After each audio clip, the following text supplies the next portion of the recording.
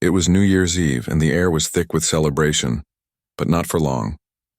I sat at the family dinner table, surrounded by laughter, clinking glasses, and the smell of roast turkey. My parents were all smiles, my cousins were joking, and my uncle, well, he was about to drop a bomb that would shatter everything. One question. That's all it took. One question about my $2.5 million trust fund, and my parents' faces went ghost white. Their eyes locked on each other, frozen like they'd been caught stealing. I was 24, clueless, and about to learn a secret that would break my heart and set me on a path of revenge. What did my uncle know that I didn't? Why did my parents look like they'd seen a ghost? And what was this trust fund they'd never mentioned? That night, I didn't just lose my trust in the people I loved most. I found a fire inside me, a fire that would burn until I got answers. And justice. Let me take you back to that moment, to the dinner table where it all began. Picture this, a cozy dining room, fairy lights twinkling, and a family that seemed perfect. But beneath the surface, secrets were simmering, waiting to boil over. I was just a kid in my parents' eyes, the youngest of three, always told to trust mom and dad.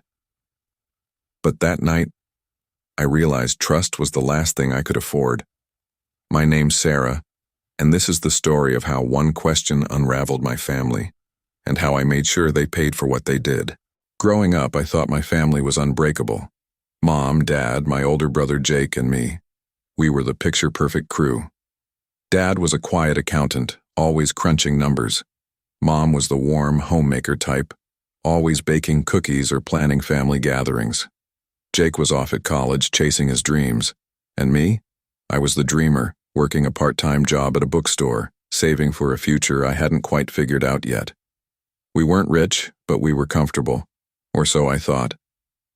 Every New Year's Eve, we'd gather at my parents' house with extended family.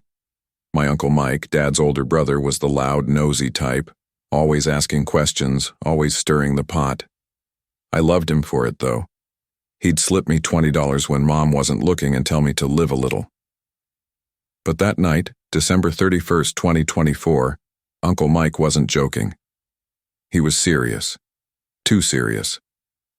We were halfway through dinner when he leaned back in his chair, sipped his wine, and said, "So, Sarah, what's the plan for that trust fund of yours? $2.5 million's a lot for a kid your age." The room went silent. My fork froze mid-air. Trust fund? What trust fund? I laughed, thinking it was a joke. "Uncle Mike, what are you talking about?" I asked. But then I saw my parents. Mom's hands were shaking. Dad's face was pale, his jaw tight. They didn't laugh. They didn't say a word. I pressed Uncle Mike. "What do you mean, $2.5 million? He frowned, confused. "Your grandpa's trust. He left it for you when he passed. Didn't your parents tell you?" My heart sank. Grandpa had died when I was 10.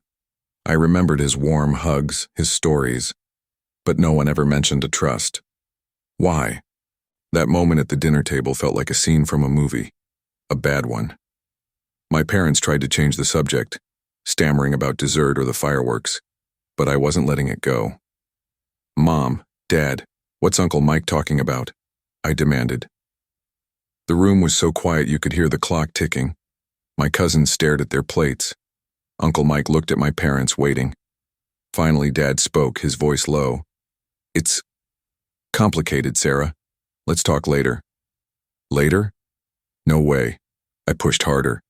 "No, tell me now. What trust fund?" Mom's eyes filled with tears, but they weren't tears of sadness. They were tears of guilt. Uncle Mike stepped in, his voice sharp.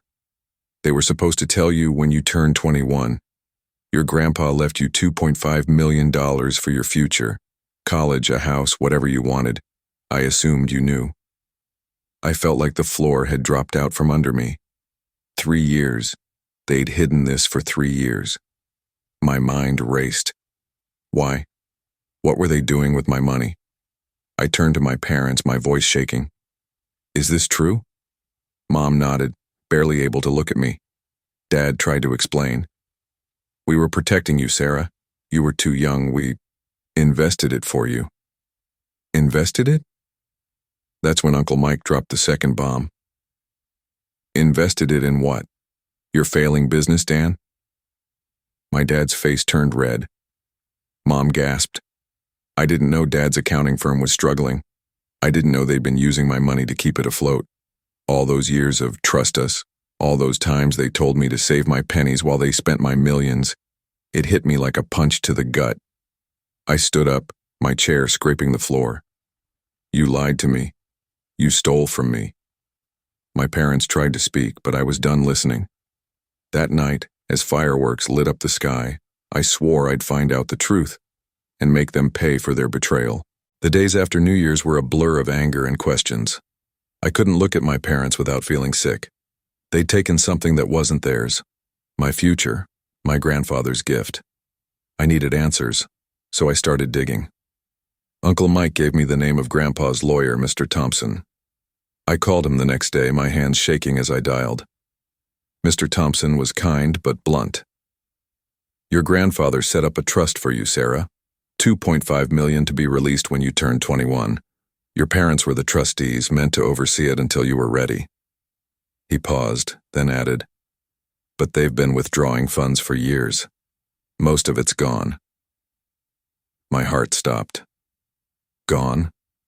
I whispered. He explained they'd funneled it into Dad's business, claiming it was an investment. But the business was failing, and so was my trust fund. Only $300,000 remained. I confronted my parents that night. Dad admitted they'd used the money to save his firm, thinking they'd pay it back before I found out. Mom cried, saying they didn't want me spoiled by the money. Spoiled? I was working double shifts at a bookstore, saving for a car, while they spent millions behind my back. It wasn't just the money, it was the lie. They'd looked me in the eye for years, knowing they were stealing my future. I felt betrayed, alone. Even Jake, my brother, knew bits of the truth and never told me. My family, the people I trusted most, had built their lives on a lie. I couldn't stay in that house. I moved in with a friend, cut contact, and started planning. They thought they could take everything from me and get away with it. They were wrong. I wasn't going to let this go. My parents had betrayed me, but I wasn't powerless. With Uncle Mike's help, I hired a lawyer, not just any lawyer, but a shark who specialized in financial fraud. Her name was Lisa, and she was as fierce as they come. We can't get all the money back, she warned, but we can make them regret this. That was all I needed to hear. Lisa dug into my parents' financial records. Turns out Dad's business wasn't just failing. It was a mess of bad deals and shady loans. They'd used my trust fund to cover their mistakes, hoping I'd never find out. Lisa found evidence of unauthorized withdrawals, enough to build a case for breach of fiduciary duty. We can sue, she said, and we can make it public. Public. That word lit a spark in me. My parents cared about their reputation, Mom's perfect homemaker image, Dad's honest businessman act. Exposing them would hurt more than any lawsuit.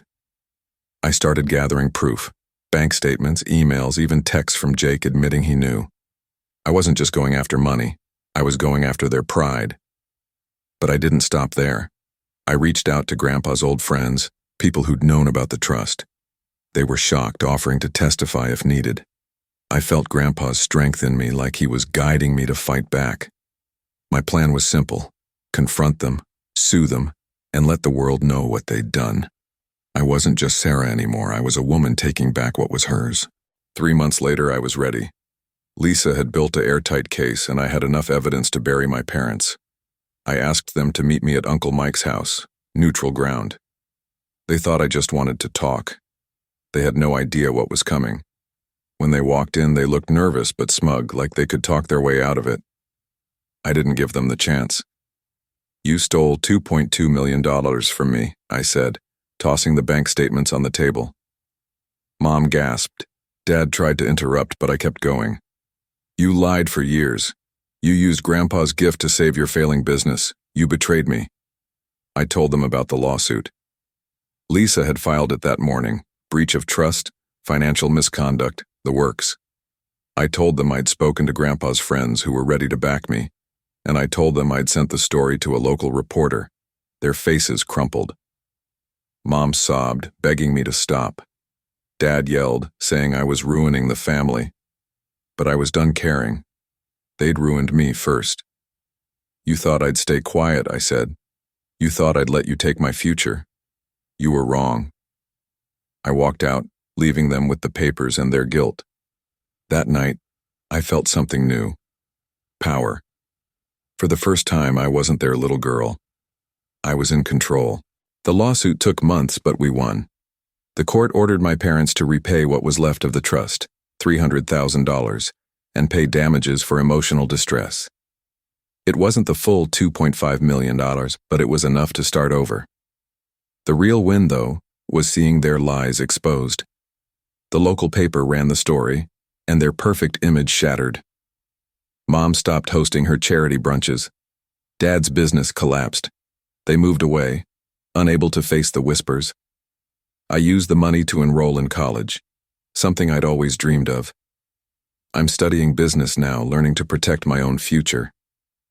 Jake and I are slowly rebuilding our relationship, but my parents, that bridge is burned. I don't hate them, but I can't forgive them. Not yet. Looking back, I learned something Grandpa always said. Trust is precious, but it's not blind. My parents betrayed me, thinking I'd never fight back. They underestimated me, and that was their mistake. Revenge wasn't just about the money. It was about taking back my voice, my power. I hope my story makes you think, who in your life is hiding something? And what would you do if they betrayed you? If you're watching this, maybe you've been hurt too. Maybe someone's taken something from you, your trust, your dreams, your future. Don't stay silent. Fight for what's yours. Speak your truth. Because when you do, you're not just getting justice, you're reclaiming yourself.